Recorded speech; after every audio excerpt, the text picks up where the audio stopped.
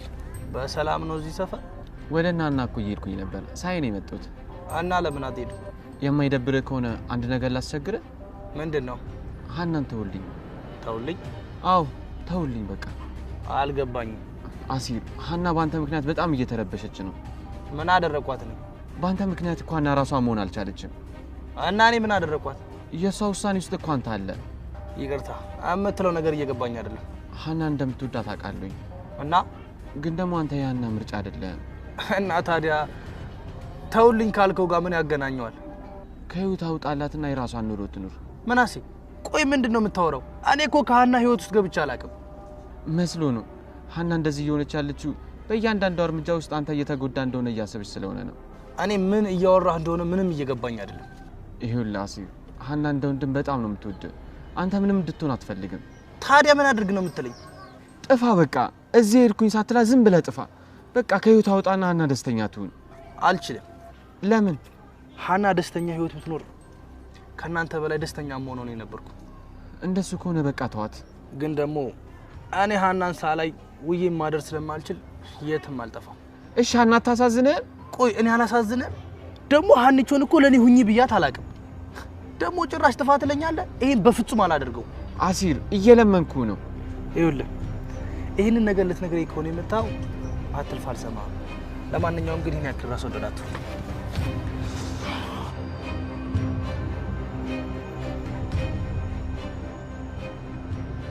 ሄሎ ማይ እየመጣኝ ነው እና እናጋኮ ይጂ ነው እሺ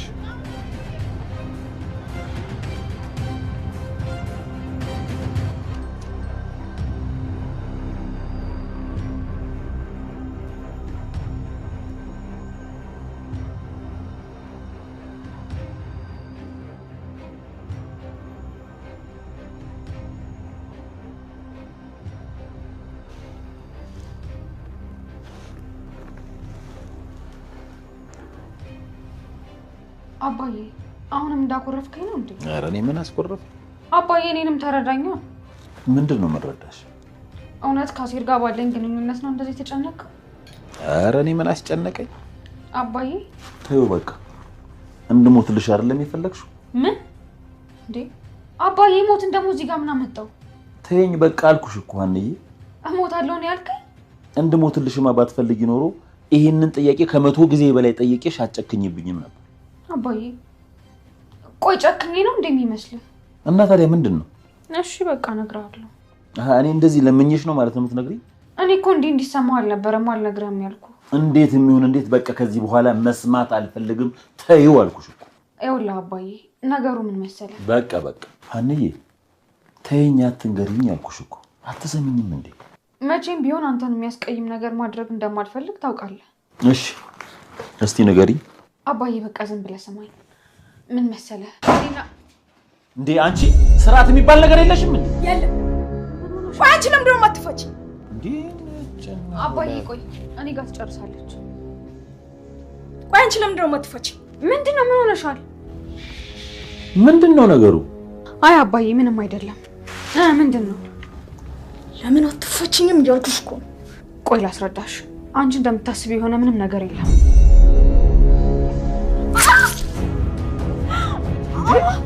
ልጄ አባዬ ልጄ አባዬ ልጄ አባዬ አትይ ልጄ አባዬ ልጄ ምንድነው?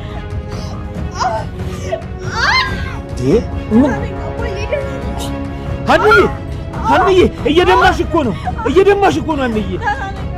ደህና ነኝ እንደዚህ እየደማሽ። አባዬ ተሳስታ ነው በአጋጣሚ ነው።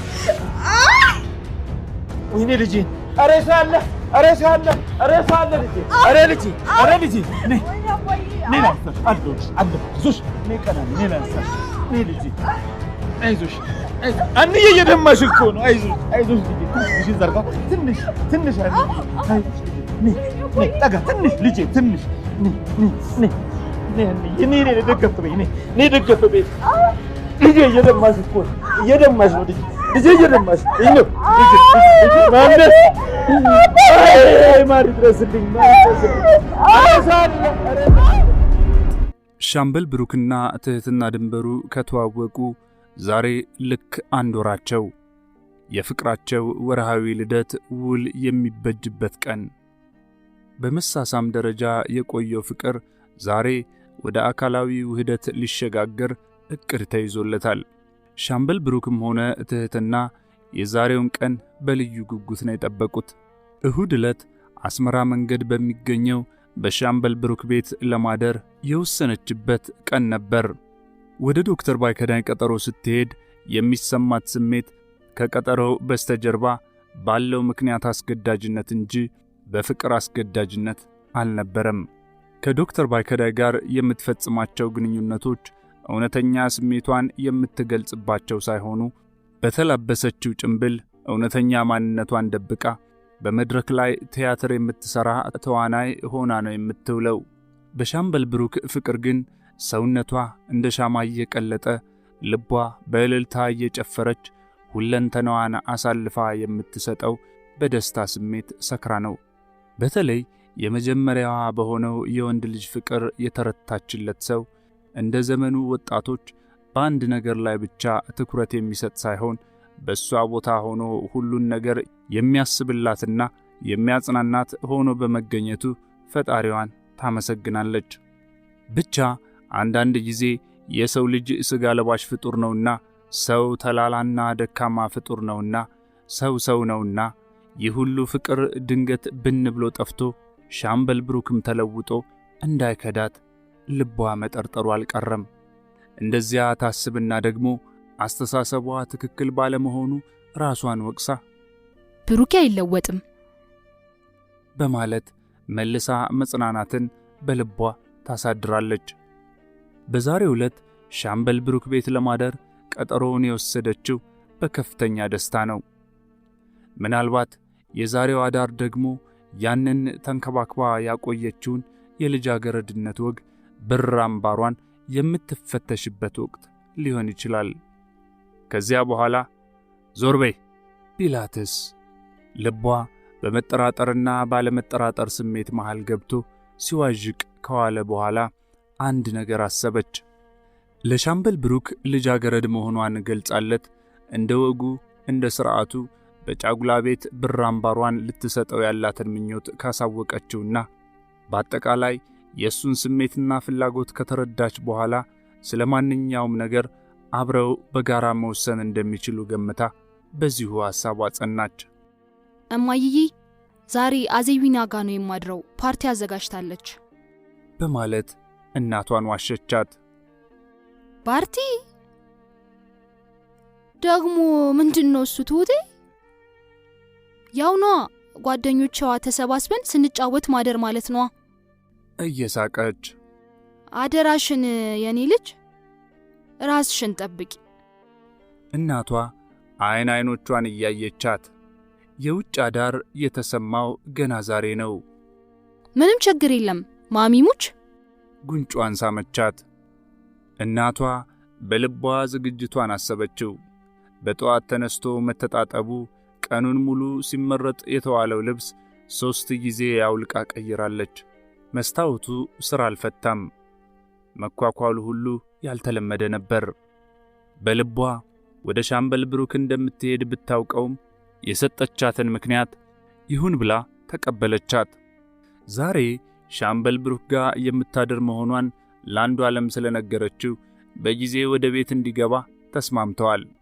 በዚህ ላይ የቤት ሠራተኛዋ ታፈራው ታክላበት እናቷን በመንከባከብ በኩል ኃላፊነቱን ስለሚወስዱ የሚያስጨንቃት ነገር አልነበረም። ሁሉንም አጥብቃ አደራ ብላ ከቤት የወጣችው ከቀኑ 12 ሰዓት ላይ ነበር። ሻምበል ብሩክ ዛሬ ሽር ጉድ ሲል አርፍዷል። አልጋው ቦታ ሲመረጥለት ሲንከራተት የቤቱ ቁሳቁሶች በሙሉ በአዲስ መልክ አንዴ በጭንቅላታቸው አንዴ በእግራቸው ሲቆሙ ቦታ ሲመረጥላቸው ነው የተዋለው። በዛሬው የቤት ዝግጅት ላይ ሰራተኛዋ ብቻ ሳትሆን ሁለቱም ታናናሽ ወንድሞች አብረውት ቤቱን ሲያተራምሱት ነው ያዋሉት። በመጨረሻ ላይ ግን ከዚያ በፊት ያልታየበት አይነት ሥርዓትና መልክ ይዞ ሲያይ ሻምበል ብሩክ ተደነቀ። በእርግጥም ይህ ሁሉ የሆነው በትህትና ምክንያት መሆኑን ሲያስብ የትዳር ውጥኑ አግባብ መሆኑን አመነ። በዚያ በቤቱ ሥርዓት ተማርኮ ወደ ሌላ ሐሳብ ውስጥ ገባ። ባሳለፋቸው መጥፎ ጊዜያቶች ውስጥ የተጎዳ ልቡ በትህትና የወደፊት የትዳር እመቤቱ አማካኝነት ሲታደስና ሲታነጽ ታየው። እናም የትዳር መዓዛ በርቀት ሸተተው። ይህ በርቀት የሚሸተው የትዳር መዓዛ ቀርቦ እንዲያውደው ተመኘ። ትህትና እስከምትመጣለት የቀጠሮ ሰዓት እስከሚደርስ ድረስ ተንቆራጠጠ። ዛሬ የሚነግራት ትልቅ ጉዳይ አለው። እሷም እንደሱ በጉዳዩ ላይ ፈቃደኛ ከሆነች ጉዳዩ የምስራች ይሆናል።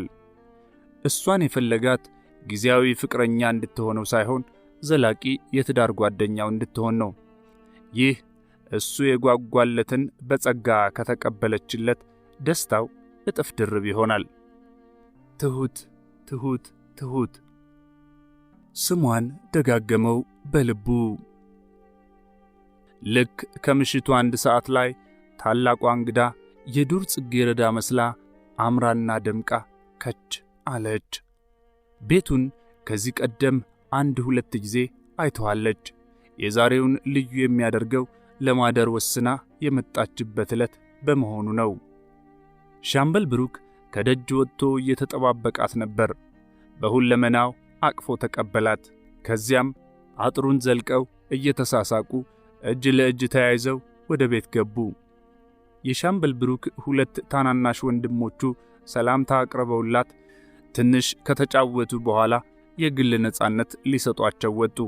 ዛሬ የሻምበል ብሩክ ቤት ልዩ ሆናለች። ትህትናም ከዚያ በፊት ያየችው ቤት መሆኑ እስከሚያጠራጥራት ድረስ የቤት ዕቃዎቹ አቀማመጥ አስደንቋታል። ሻምበል ብሩክ የትዳር ምኞቱን ሊገልጽላት ሲያሰላስል፣ እሷ ደግሞ ሌላ የምትገልጽለት እጹብ ድንቅ የሆነ የምስራች ነበራት። ሻምበል ብሩክ በፍቅር ቢወድቅላትም ከዚህ ሁሉ በላይ ደግሞ ያልገመተውን ገጸ በረከት ልታቀርብለት ማሰቧን ቢያውቅ ኖሮ ምንኛ ደስተኛ ይሆን ነበር። ቀለል ያለ ራት ከበሉ በኋላ ይህንን የቀዘቀዘ ቅዱስ ጊዮርጊስ ቢራቸውን መኮምኮም ቀጠሉ። ዛሬ ቢራው አልመረራትም። የፍቅር ስኳር ተጨምሮበት ነው መሰል። ከምትወደው ሰው ጋር በፍቅር እየቀለጡ ሲኮመኩሙት ማር ሆነና ቁጭ አለ። ከዶክተር ባይከዳኝ ጋር ሆና ስትጠጣው የግራዋ ጭማቂ ያህል ነበር የሚመራት። አሁን ግን ጣፈጣት። አንዱን ቢራ ጨረሰችና በሕይወቷ ለመጀመሪያ ጊዜ ሁለተኛውን የቢራ ጠርሙስ ጨበጠች። ሻምበል ብሩክ የወደፊት የትዳር ጓደኛው ከምትሆን ቆንጆ ጋር እያሳለፈ ባለው ጊዜ እጅግ ከመደሰቱም በላይ ከረጅም ዓመታት በፊት እጮኛው ከነበረችው በድሏ ጋር ያሳልፍ የነበረውን አይነት ልዩ ስሜት አጫረበትና ጨዋታውን በሰፊው ቀጠለ። እየተቃቀፉ መላላሱ፣ መሳሳሙ ሁሉ ለጉድ ነበር። ከምሽቱ 3 ሰዓት ሲሆን ወደ መኝታ ክፍላቸው መሄድ ፈለጉ። የመኝታ ክፍሏ በንጽህና የተጠበቀች ናት። እንደገቡ በነጭ ስስ የመጋረጃ ጨርቅ የተሸፈነውን ባለመስታወት መስኮት ሲገልጡት ፍንትው ብላ ደምቃ የወጣች ጨረቃ ብርሃኗን ወደ መኝታ ክፍላቸው ውስጥ አዘለቀችላቸው። ያንን የጨረቃ ውበት ሲያስተውሉ መብራቱን አጠፉት። በዚያች ክፍል ውስጥ ጨረቃና ፍቅር ነገሱ።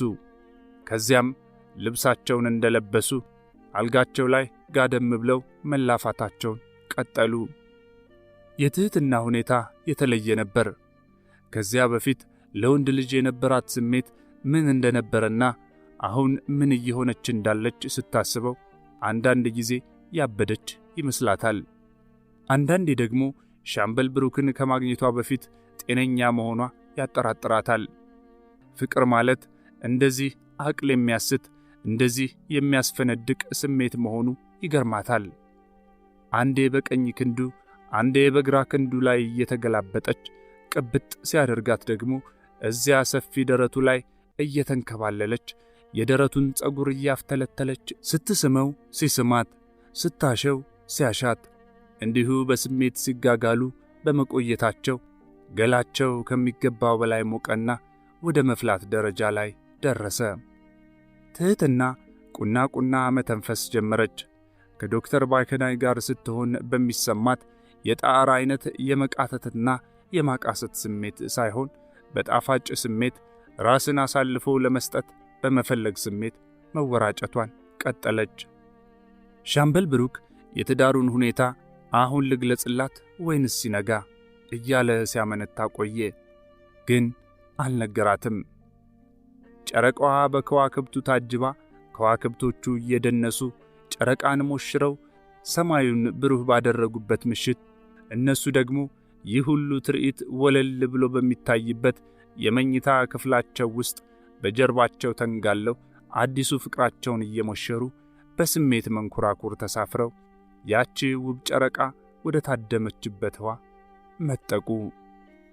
በአንድ መግነጢሳዊ ኃይል ምድሪቱን ለቀው በሐሳብ ክንፋቸው እየከነፉ በህዋው ላይ ሲናኙ ደስታቸው ገደቡን ስቶ የሚሆነውን አጡ። ይህ የደስታ ስሜት ዑደት ከሷ ወደሱ ከሱ ወደሷ እየተቀባበለ እየተቀጣጠለ በስሜት ክብሪት ተጭረው በፍቅር እየነደዱ እጆቿ አዛዥ ሳያስፈልጋቸው በራሳቸው ስልጣን የሱን ልብስ ማውለቅ ሲጀምሩ የሱም እንደዚሁ የሷን ማውላለቁን ቀጠሉ። ለሁሉ ነገር ጥንቃቄ ወስዳለሁ ያለችው ሴትዮ ጥንቃቄ ገደል ይግባ ያለች መሰለች። ከዚህ በላይ ንግግር የለ፣ ውይይት የለ። ብቻ ሁለቱም በፍጥነት ከላያቸው ላይ የነበረውን ደንቃራ አስወግደው ለአንድ ወር በናፍቆት የተጠማ ገላቸው እርስ በርሱ ተፋጭቶ በመካከላቸው የሚፈጠረውን መብረቃዊ ብልጭታ ሊሟሟቁ ተጣድፈው ልብሶቻቸውን በፍጥነት አወላለቁ። የሷ ጣቶች በሱ ሰውነት ላይ ሲርመሰመሱ የሱም ጣቶች በሷ ለስላሳ ገላ ተረታ ተሸነፈና አንዳቸው በሌላው አካል ውስጥ ቀስ በቀስ እየሰመጡ በስሜት እየቀለጡ በመንፈስም በአካልም እየተቆራኙ ሄዱ። የሁለቱም ገላ ከሚገባው በላይ በስሜት ግሎ ነበርና ከጧፍ እንደተሰራ ሁሉ ተቀጣጥሎ ወደ ፈሳሽ ነጠብጣብነት የተቀየረ እስከሚመስላቸው ድረስ በወሲብ ፍላጎት ነደደ። ከዚያም በከፍተኛ የረሃብ ስሜት እርስ በርሳቸው ተሻምተው አንዳቸው በሌላው ውስጥ ጠፉ። ከዚያም ሻምበል ብሩክ በሁለት ተቃራኒ ጾታዎች መካከል በሚደረገው ውህደት ላይ ለመድረስ መንቀሳቀስ ሲጀምር ትህትና ልጓሙን ጥሶ እንደፈለኩ ልጋልብ ከሚላት ስሜቷ ጋር መታገል ጀመረች። እንደ ሰንጋ ፈረስ ሽምጥ በመጋለብ ላይ የነበረው ስሜቷን እንደምንም ታግላ ልጓሙን ያዘችውና ብሩኬ እኔኮ ልጃገረድ ነኝ ስትል እያቃሰተች ሹካለችው።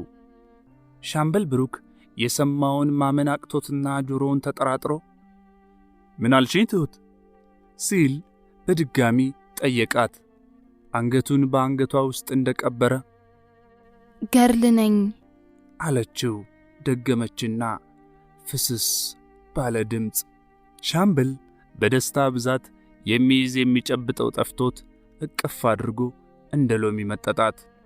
ይህ ሹክ ያለችለትን የምስራች ምንም እንኳን ቢያምናትም እንደ ቶማስ ሐቁን ዳብሶ ለመረዳት ፈለገና በሹክሹክታ ተነጋገሩ። ከዚያም ተግባቡና በጥንታዊ አነጋገር ክራር በሚባለው ጨዋታ ለመጠቀም ተስማሙ። ከዚያም አካሉን ከአካሏ ቀስ በቀስ እያዋሃደ እያለማመደ ለስለስ ባለ ሁኔታ ክራሩን መምታት ቀጠለ። የዚያ የክራር ስሜት ለሁለቱም ልባቸውን ሰርስሮ የሚገባ በጆሮ የሚደመጥ ሳይሆን በቀሪ የስሜት ሕዋሳቶቻቸው የሚደመጥ በሠራ አካላቸው የሚንቆረቆር ውብ ጣዕመ ዜማ ያለው ሆኖ ተሰማቸው። ትህትና በዚያ በሰማችው የክራር ቅኝት እጅግ ረክታ ሁለመናዋን ለቅኝቱ አሳልፋ ሰጠች። እናም በዚያ ቅኝት ውስጥ ትዝታን፣ በዚያ ቅኝት ውስጥ አንቺ ሆዬ ለኔን፣ በዚያ ቅኝት ውስጥ አምባሰልን፣ በዚያ ቅኝት ውስጥ ባቲን ተጫወቱ። በርግጥም የተዋጣለት ጨዋታ ነበረ። እዚያ ላይ ከስሜት ንረት ጥግ ደርሰው ሲመለሱ ሁለቱም ቁና እየተነፈሱ ቆዩና አልጠጋገብ ብለው እንደገና ተቃቅፈው እንደገና ተቆላልፈው እንደገና ሊጫወቱ በስሜት ጭልጥ ብለው ነጎዱ። ሻምበል ብሩክ በፍቅር የተረታላት ልጅ ጣፋጭና ከሱ በፊት ማንም ያልቀመሳት ልጃገረድ ሆና በማግኘቱ ደስታው ገደብ አልነበረውም። የፍቅር አምላክ እንባውን ሊያብስለት ፈልጎ ትህትናን እንደሰጠው አምኖ በዚህ ባጋጠመው ዕድል ረክቶ ፈጣሪውን አመሰገነ። የሁለት ተፈላላጊዎቹ ኅደት። ትህትና በደስታ ብዛት የወሰደችው 2 ቢራ ሙቀትና ድፍረት ሰጥቷታል። ከፍቅር ጨዋታው መልስ በሻምበል ብሩክ ደረት ላይ እየተንከባለለች ስትፈነድቅ የውስጥ ስሜቷን አምቃ መያዝ ተሳናትና ደስታዋ ገደቡን ጣሰና በዚያ አፍ በሚያስከፍት ማራኪና ተስረቅራቂ ድምጿ ታንቆረቁረው ጀመር። ምንም ሳላስበው ውጥን ሳይኖረኝ የሚያስለቅስ ፍቅር በድንገት ያዘኝ። ጤና ምሮ ያለኝ የሚያስብልኝ እንዲሁ ቁጭ ብዬ አለቅሳለሁኝ። ለካስ ፍቅር ሰውን እንዲህ ያደርግ ኖሯል። በዚህ አስተያየት ስንት ሰው ተጎድቷል። እያንሰቀሰቀ የሚያስለቅሰኝ ፍቅር እንደሆነ ጠቢብ ነገረኝ። በረጅሙ የብዙነሽ በቀለን ዘፈን ተለቀው ጀመር። ከዘፈኑ ጋር በስሜት ተመስጣ በሐሳብ ጭልጥ ብላ በደስታ ሰክራ መስረቅረቋን ቀጠለች። ሻምበል ብሩክ በአድናቆት ፈዞና ደንዝዞ ያንን ልብ የሚሰረስር ድምፅ እያዳመጠ በስሜት አብሯት ጭልጥ ብሎ ሄደ። ድንበሩን ያለፈ ደስታ አንጎል ያዞራልና ሻምበል ብሩክ አንጎሉ ዞረ። በመልክና በጸባይ የታደለችውን ወጣት የሱ እንዲያደርግለት ሲመኝ ከነሙሉ ክብሯ አገኛት። ከዚያም አልፎ ደግሞ ይሄውና በዚያ በሚያደነዝዝ ድምጿ የፍቅር ዘፈን ስታንቆረቁርለት ተደንቆ ይህችን እንቁ የሰጠውን አምላክ መላልሶ በልቡ እያመሰገነ እሷ ስትዘፍን እሱ ሲሰማት፣ እሷ ስትስረቀረቅ እሱ በደስታ ሲቦርቅ፣ እንደዚህችው እንቅልፍ በዓይናቸው ሳይዞር ሰማይና ምድር ተላቀቁ። የሻምበል ብሩክ ወንድሞች የሚያድሩት ከዋናው የመኖሪያ ቤት ራቅ ብሎ በተሰራው ሰርቪስ ውስጥ ነው። ሰራተኛዋ ራታቸውን ካቀረበችላቸው በኋላ ሲያጠኑና ቼዝ ሲጫወቱ ስላመሹ እንቅልፍ ጥሏቸዋል። እዚያ ላይኛው ቤት በሻምበል ብሩክ የመኝታ ክፍል ውስጥ የቀጠለውን ጉድ አልሰሙም። ጠዋት ሲነጋ ሻምበል ብሩክ የጋብቻ ጥያቄውን አቀረበላት። እሷም ፈቃደኝነቷን ከንፈሩን በመሳም አረጋገጠችለት። ከዚያች ቀን ጀምሮ እጮኛው ልትሆን ቃል ከገባችለት በኋላ አይኑን በፍቅር እያየች ለዚያን ዕለት ብለህ ነው የማርኩ አይደል ብሩኬ? እንደ መቅበጥ እያለች እየሳቀ ጠየቀችው። ምኑን ትሁት ያለችው ቢገባውም አውቆ ያልገባው በመምሰል እሱም እየሳቀ ጠየቃት። የወርቅ አምባሩን ነው። ሄዳ እላዩ ላይ ወድቃ ሳመችው። እንደዚህ ባጭር ጊዜ ውስጥ አይን አውጣ ሆንኩ አይደል እያለች ድርጊቷ ለራሷ ቢገርማትም ለሻምበል ብሩክ ግን ከዚህም በላይ ብትሆንለት ፈቃዷ ነበር። አይሻልም ትሁት አላት። እሱም እየሳማት በጣም እንጂ ብሩኬ አስተዋይ ነህ አለችው። እኔ ዘመኑ ጋብቻ ያስቀኛል አላት። እንዴት ስትል ጠየቀችው፣ አይኖቿን ከአይኖቹ ላይ ሳትነቅል። እዚያ ጫጉላ ቤት የሚገቡት ለምን ይመስልሻል? ለምንድን ነው? እኔ አላውቅም እየሳቀች። ዋናው ቁም ነገሩን ገና ድሮ የሸኙትና እዚያ ጫጉላ ቤት ውስጥ ገብተው ወይኔ ዛሬ ቢሆን ኖሮ እያሉ ተቃቅፈው ለመላቀስ ነው አለና ራሱ ስቆ እሷንም በሳቅ ገደላት። ከሁሉ የበለጠ የሚያሳዝነኝ ደግሞ ሚዜ ነው። የሚዜ ጣጣው ብዙ ነው። ልጃገረድ ሆና ካልተገኘች ጣትን ቆርጦ ማድማት ይጠበቅበታል። በሰርጉ ማግስት ደግሞ የውሸት አበባ ይዞ ወደ ወላጆች መሄድም አለ። አቤት የሚዜ ጣጣው! እኛ ሚዜዎቻችንን ከምናሰቃያቸውና ብራምባር ሰበረለው እየተባለ ሲዘፈን ከምንሳቀቅ እስከዛው ድረስ ብናቆዩ አይሻልም ትሁት እስከዛው ድረስ ብናቆይ አይሻልም ትሁት? በጣም ደስ ይለኛል ብሩኬ። የኔም እምነትና ፍላጎት ይሄው ነው። አሁን አንተ ስለ ሚዜዎችና ስለ ጫጉላ ቤት ስታወራኝ ግን አንድ ነገር ትዝ አለኝ አለችና ከመናገሯ በፊት በሳቅ ፍርስ አለች። ሻምበል ብሩክም ምንነቱን ሳያውቅ አብሯት ሲስቅ ቆየና ምንድነው እሱ ሲል ጠየቃት ለመስማት ቸኩሎ። እርጉዝ ሆኖ ጋብቻ የሚፈጽሙትስ እዚያ ጫጉላ ቤት ውስጥ ምንድነው የሚሰሩት ስትለው እቅፍ አድርጓት ከጣራ በላይ ሲስቅ ቆየና ልብሳቸውን ለባብሰው ጨረሱ። ከዚያም ቁርሳቸውን አብረው ከበሉ በኋላ መጀመሪያ እሷን ቤቷ ድረስ ሸኝቷት ወደ ሥራው ሄደ።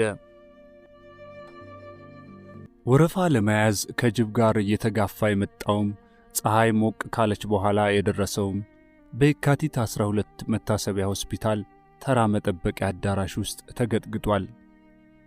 ተራ የሚያስጠብቀው ቁመተ አጭር መለዮ ያደረገና ሲናገር የሚነፋነፍ ዘበኛ እንደ ሰውነቱ አጠር ወፈር ያለች ዱላ ይዞ ይጮሃል።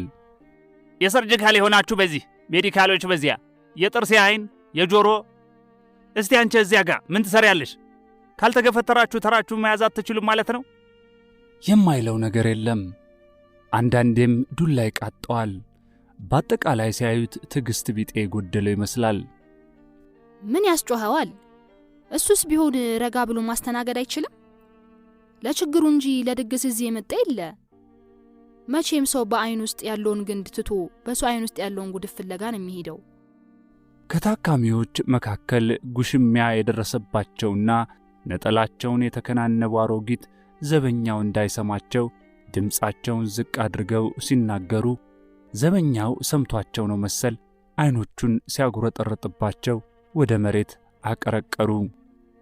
እዚያ የተሰበሰቡት በሽተኞች ልዩ ልዩ ሁኔታ ይታይባቸዋል። አሮጊቷ አጠገብ የተቀመጠው ጥቁር ሰውዬ የታችኛው ሁለቱ የመንጋጋ ጥርሶቹ በመበስበሳቸው አገጩ እንደ ኳስ ተነርቷል። የእብጠቱ ስሜት እላይ ድረስ ዘልቆ አይኖቹን ሸፍኗቸዋል። ከሷ አጠገብ የተቀመጠችው ልጅ እግር ሴት ደግሞ አስም ይዞ ሲር ያስደርጋታል። ጭንቀቷ ሰው ያስጨንቃል።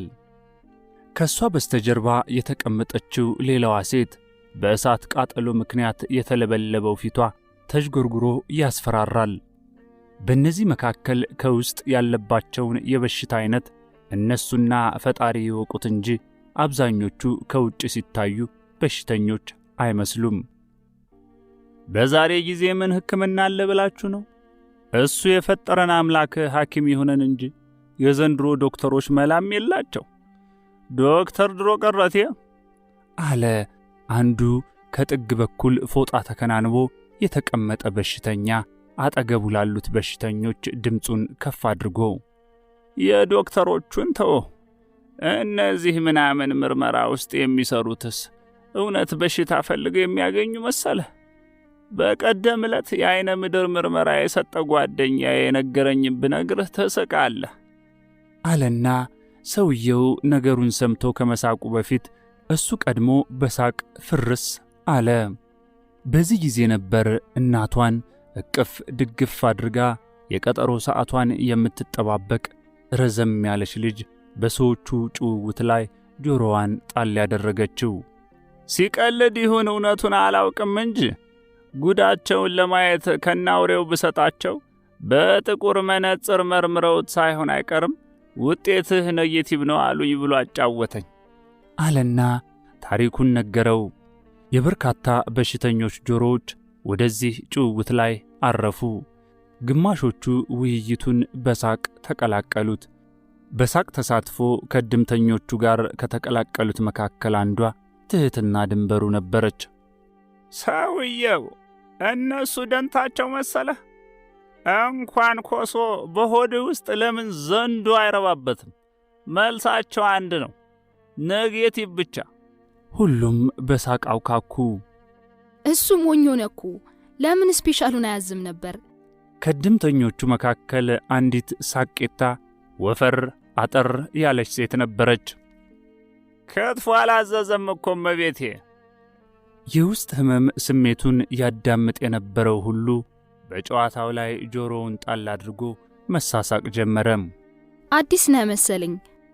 የሆስፒታሉን አላቅም እንጂ የግል ክሊኒኮች ኖርማል ወይስ ስፔሻል ማለት ከጀመሩ ቆዩ እኮ። ይህ ሁኔታ ለብዙዎቹ እንግዳ ነበረ። ለጤና ምርመራ ስፔሻልና ኖርማል ብሎ ነገር ብዙዎቹን በሽተኞች ማሳዘኑ አልቀረም። ይሄ እንኳን የዝርፊያ ቋንቋ እንጂ የሕክምና ቋንቋ አይመስለኝም ሲል አንዱ ብሶቱን ተነፈሰ። በዚህ ጊዜ ከወዲያ ጥግ የተቀመጠው በሽተኛ አደራቸውን ብቻ የበሰበሰውን ትተው ጤነኛውን ጥርሴን እንዳይመነግሉት በማለት በቀልዱ ሊቀላቀላቸው ሞከረ። በእርግጥም ተሳካለት። ሞቅ ያለ የሳቅ አስተዋጽኦ ተበረከተለት። ደስ አለው። ነገሩን ለጨዋታ ወርወር ቢያደርገውም የዚህ አይነት ዕጣ የደረሰው ሰው ታሪክ መስማቱ ትዝ ይለዋል። ሰዓቱ እስከሚደርስ ድረስ ሳቅ በሳቅ ሆነ።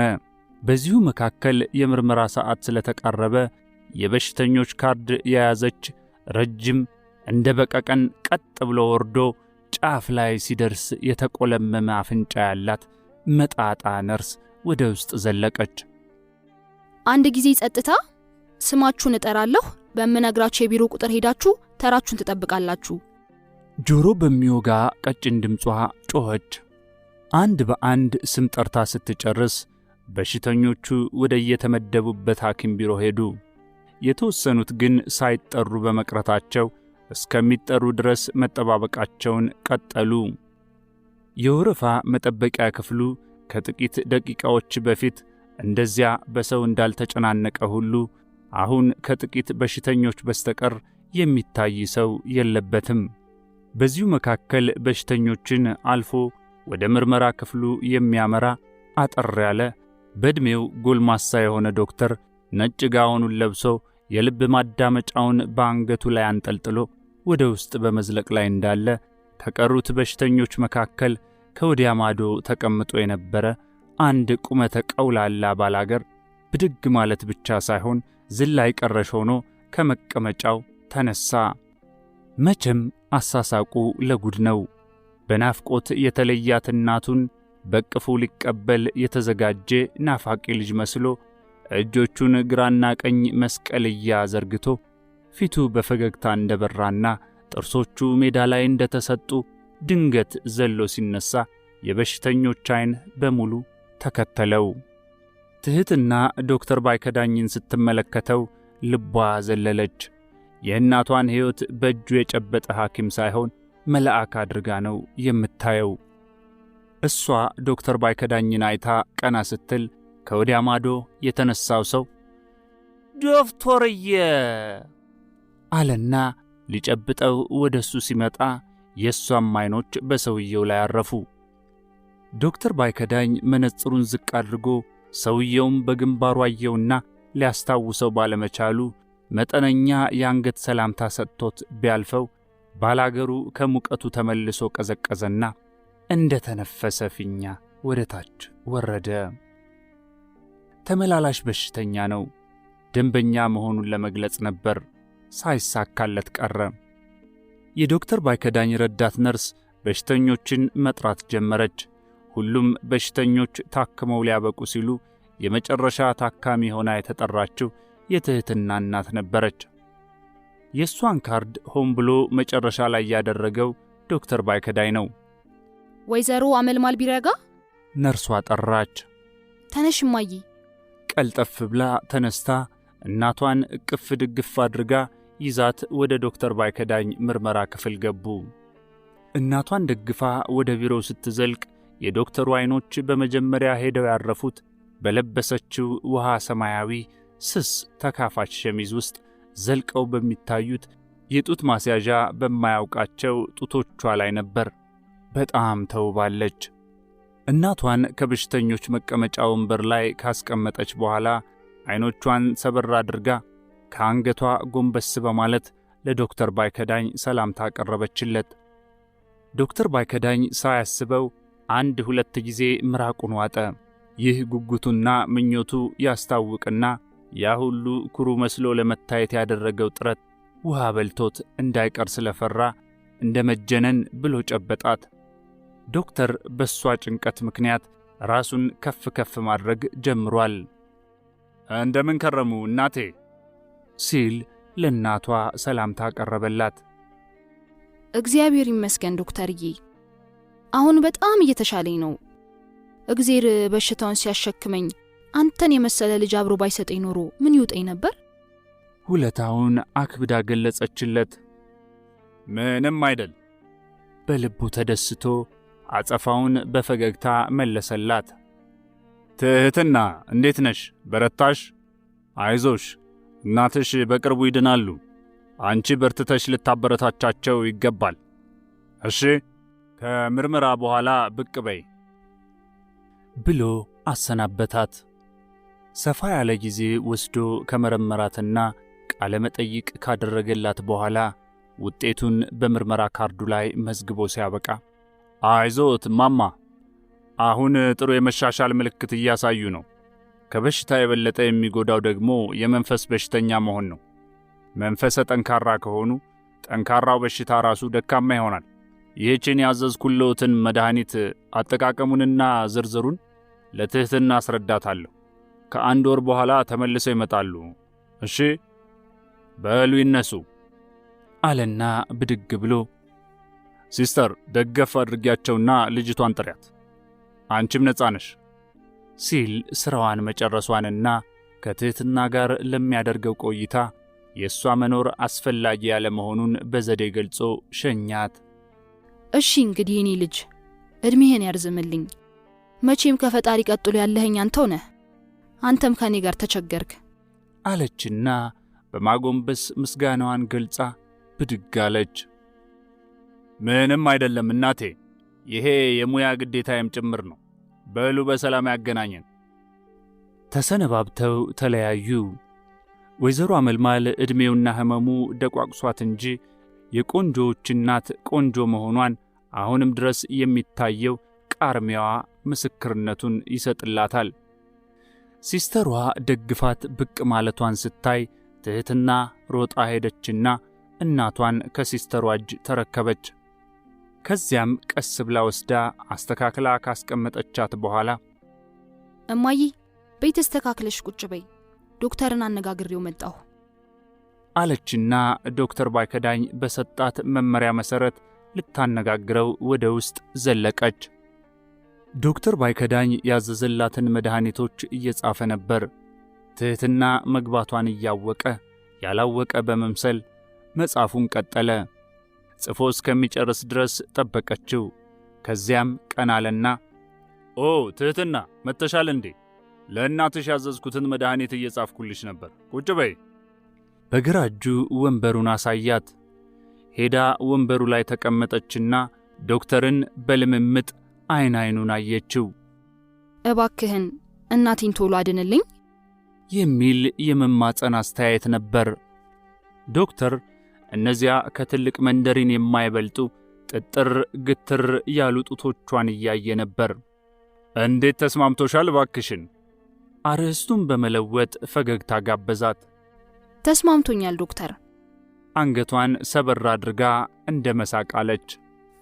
በጣም ጣን ሲጠራት ረገጥ አድርጎ ነበር። አመሰግናለሁ። ምስጋና ያስፈልገዋል እንዴ? አላትና ሳቀ። ስታሞጋግሰኝ ታዲያ ምን ልበል? እሷም ሳቅ ብላ መለሰችለት። ዶክተር ባይከዳኝ በማያሰለች ሁኔታ ሐሳቡን የመግለጽ ችሎታ አለው። ዳርዳሩን ቢሄድም ጭብጡን የሚለቅሰው አይደለም። ተመልሶ ወደ እናቷ ጉዳይ መጣ። እናትሽ እየበረቱ ናቸው። አሁን ጥሩ ሁኔታ ላይ ነው ያሉት። አይ ሆፕ የታዘዙላቸው መድኃኒቶች በሚገባ እስከወሰዱ ድረስ በቅርብ ጊዜ ውስጥ ይድናሉ የሚል እምነት አለኝ። በዚህ ጊዜ ልቧ ትር ትር አለች። ከታዘዙት መድኃኒቶች ውስጥ የተገዙት ግማሽ ያህሉ ብቻ ናቸው። እሱንም ቢሆን ስንት ነገር ሆና እንዴት እንደተገኙ የሚያውቁት እሷና ፈጣሪ ብቻ ናቸው። ቢሆንም ግን ዶክተር ባይከዳኝ ፊት ራሷን ዝቅ አድርጋ ማሳየት እንደሌለባት ተሰምቷት ያዘዝክላትን በሙሉ ወስዳለች ስትል መለሰችለት ፍርጥም ብላ። የዝቅተኝነት ስሜት የሰው ልጅ የመንፈስ ጥንካሬ ነቀዝ መሆኑን አባቷ ጠንቅቆ አስተምሯታል። በጣም ጥሩ ነው። እርግጠኛ ነኝ ጥረትሽ ሁሉ ውጤት እንደሚኖረው። እኔም የምጥረው ለመልካም ውጤት ነው። የራሱንም ድካም አስታከከም። እኔም ከእግዚአብሔር ቀጥሎ የምተማመነው ባንተ ጥረት ስለሆነ በቅርብ ጊዜ ውስጥ ትድንልኛለች የሚል እምነት አለኝ። የድካሙን ሚዛን ጫና አድርጋ ገለጸችለት። በዚህ ውይይታቸው ወቅት ከፊሉ የዶክተር ባይከዳኝ ጭንቅላት ምን እንደሚላት በማውጠንጠን ተግባር ላይ ተጠምዶ ነበር። ትሁት አላት በድንገት። ሲያቆላምጣት ይህ የመጀመሪያ ጊዜው መሆኑ ነው።